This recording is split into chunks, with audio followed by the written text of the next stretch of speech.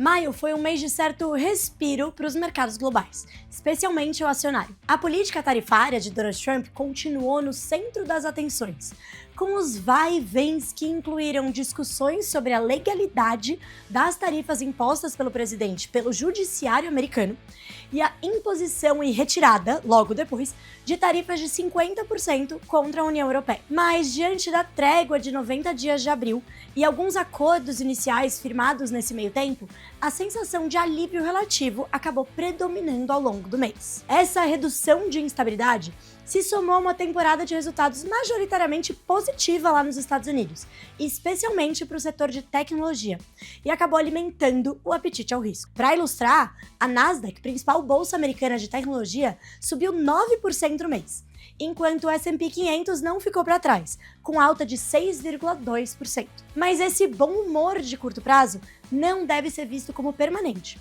especialmente porque ele esconde certas questões estruturais importantes. Dentre as principais, a gente tem o fato de que mesmo que o patamar médio das tarifas pós-negociações siga em 10%, o que parece improvável nesse momento, isso ainda é historicamente alto, ou seja, ainda deve trazer consequências de longo prazo, como uma inflação mais alta e o provável menor crescimento econômico no mundo todo. Nessa linha de temas estruturais escondidos atrás dos ganhos da bolsa, a gente tem a questão fiscal. Preocupações com a evolução da dívida pública e o orçamento público lá nos Estados Unidos ganharam palco com a aprovação de uma medida bastante expansionista junto com um orçamento lá no Congresso americano. A One Big Beautiful Bill, nomeada pelo Trump. E até os países como o Japão começaram a sentir investidores cobrando mais caro para financiar os seus déficits. Assim, se as bolsas tiveram um mês positivo, a renda fixa viu bastante volatilidade em maio,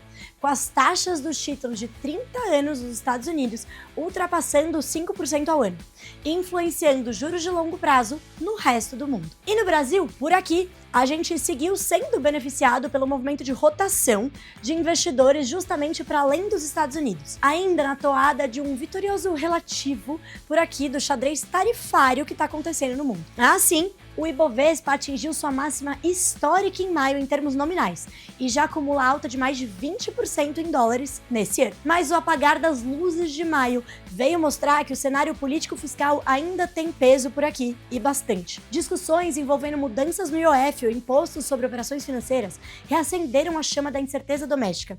E apesar de impactos imediatos logo terem sido revertidos depois de anúncios subsequentes do executivo, o clima de incerteza permaneceu. Nesse contexto, embora a gente tenha passado a projetar uma taxa Selic mais baixa por conta dos efeitos do aumento do IOF no mercado de crédito, no caso, a gente não vê mais o Copom elevando a Selic nesse ciclo de alta de juros, e sim parando em 14,75%, pelo menos por agora. Ou seja, os juros devem seguir altos por certo tempo por aqui, assim como a nossa recomendação de cautela nos investimentos. E no meio disso tudo, então, o que a gente está vendo para as classes de ativos? É com vocês, Gabi.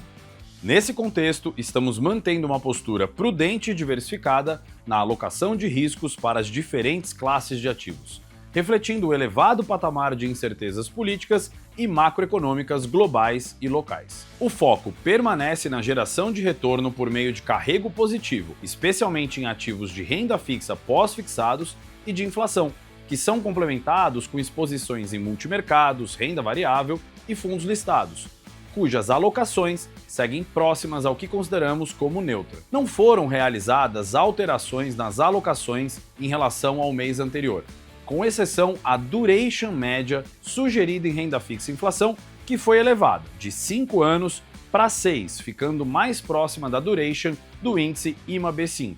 Aliás, os títulos e fundos indexados à inflação seguem tendo importante protagonismo nas carteiras. Eles têm o potencial de entregar retornos atrativos nos cenários que consideramos os mais prováveis, e são mais defensivos, mesmo se não houver grandes melhorias na dinâmica fiscal ou inflacionária brasileira. Essa preferência é reforçada pelo nível elevado das taxas pré-fixadas dos títulos IPCA+, e pela inflação implícita, ainda consideravelmente acima da banda superior da meta estabelecida pelo Conselho Monetário Nacional. Para saber mais detalhes sobre nossas visões para as demais classes de ativos, acesse as carteiras de alocação da XP ou nosso relatório mensal de alocação. Agora, Raquel, Conta mais sobre os destaques nas carteiras do Research da XP.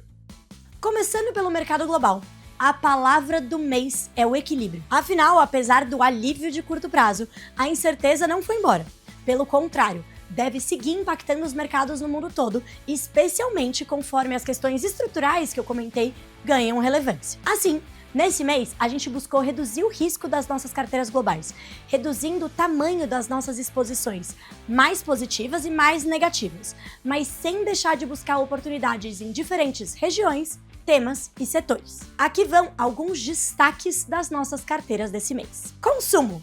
Visão positiva. A continuidade da trégua das tarifas e o medo do que pode vir lá na frente tende a beneficiar o consumo no prazo mais curto, lá nos Estados Unidos, sendo positivo para o setor. Big Techs. A temporada de resultados, como eu comentei, foi positiva na sua maioria para as empresas de tecnologia. E a queda do dólar em relação às moedas fortes, principalmente, favorece boa parte dessas empresas. Além disso, notícias relacionadas à inteligência artificial também têm proporcionado impulso para essas empresas. O truque aqui é escolher os melhores cavalos, como a gente faz na nossa carteira. Por outro lado, ainda olhando para setores, a gente passou a ver mais riscos em saúde, principalmente por conta da crescente incerteza regulatória, que deve impactar não só os Estados Unidos, mas a indústria como um todo no mundo. Na nossa visão regional, a gente segue com perspectiva abaixo do neutro para os Estados Unidos e acima do neutro para a China e Reino Unido, enquanto estamos neutros em relação à Europa. Mas vale lembrar, a cautela e essa alocação abaixo do neutro em relação aos Estados Unidos não significam que a gente deve evitar completamente os ativos norte-americanos. Pelo contrário, afinal eu mencionei alguns deles. Ou seja, esses ativos devem seguir compondo a parcela dedicada às ações globais no portfólio do investidor. Agora falando de bolsa, mas aqui no Brasil, o destaque das nossas carteiras nesse mês fica para a redução do beta, ou seja, do risco das nossas posições. Como eu comentei no mês passado, a gente vinha adicionando papéis mais cíclicos para as nossas carteiras, de olho em um cenário de rotação de investimentos para além dos Estados Unidos, que, como eu comentei, continua acontecendo, e também expectativas de um início de um ciclo de quedas da Selic. Lembrando que os investidores estão sempre olhando lá na frente e já antecipando esses movimentos que devem acontecer não necessariamente no curto prazo. E essa estratégia deu certo. Como eu falei, o Ibovespa subiu 1,5% no mês. E o destaque ficou justamente para quem? Para os setores mais cíclicos, como as construtoras, que registram alta de 41% nesse ano. Depois desse rally, a gente entende que é hora de colher os bons frutos e reduzir o risco relativo. Isso porque a gente pode ver uma reversão de parte desses ganhos no curto prazo, dado que 1. O prêmio de risco caiu para o patamar mais baixo desde 2021, em relação ao retorno da renda fixa atrelado à inflação. 2.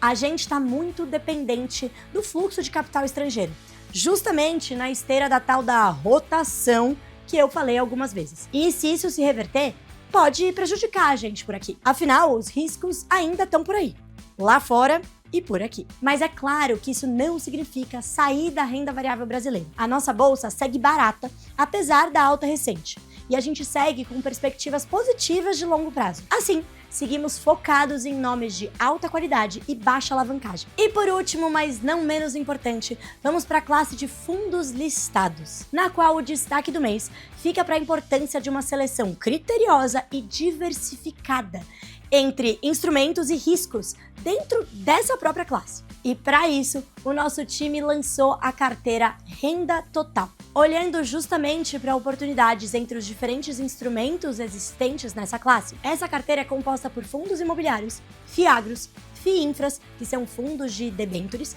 e FIPEs, que são fundos que também olham para a infraestrutura, mas com investimento no projeto direto. E o que a gente está vendo para as classes nesse momento? Para os FIIs, a gente entende que apesar da recuperação bastante relevante que a gente viu nos últimos meses, muitos fundos ainda estão sendo negociados a níveis bem atrativos, incluindo aqueles com ativos de alta qualidade, localização estratégica e níveis saudáveis de ocupação. E diante de um cenário de Selic alta por certo tempo que eu comentei, e inflação ainda pressionada, a gente segue priorizando os FIIs de papel nas nossas alocações. Já no contexto dos FIAGROS, As perspectivas positivas para a safra agrícola nesse ano devem beneficiar a classe, assim como os impactos indiretos da guerra comercial entre Estados Unidos e China, pelo menos no curto prazo. Por isso, a gente segue priorizando fiagros com carteiras de crédito de alta qualidade, bem diversificadas e expostas a empresas consolidadas em setores com margens saudáveis e baixo endividamento. Por enquanto, a nossa carteira está olhando para FIIs e para fiagros diante das oportunidades e do cenário macro, mas com certeza vamos incluir as outras classes adiante. E para conferir tudo dessa carteira nova, é claro que é só acessar o nosso site de conteúdos. Por esse mês eu fico por aqui, muito obrigada, bons investimentos e até o próximo Onde Investir.